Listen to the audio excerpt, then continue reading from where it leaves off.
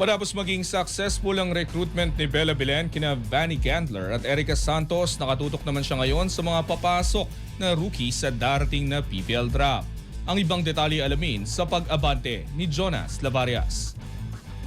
Mission accomplished na si Bella Belen sa paghakot ng mga bigating pangalan sa Capital One Solar Spikers matapos pumirma sina Vanny Gandler, Erica Santos at Jaja Maraguino. Sa kanyang Instagram community, sinabi ni Belen na challenge successful na ang kanyang pagre-recruit sa mga dating Signa Stars na kanya nang binakuran noong PVL All-Star Showcase sa Candon City sa Ilocos Sur.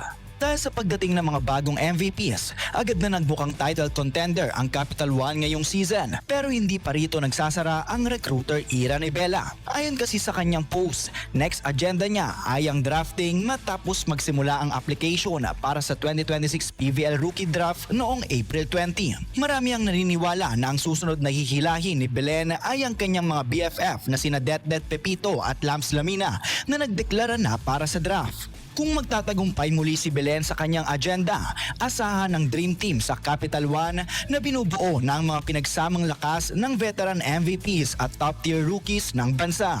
Ako, si Jonas Lavarias, Abante.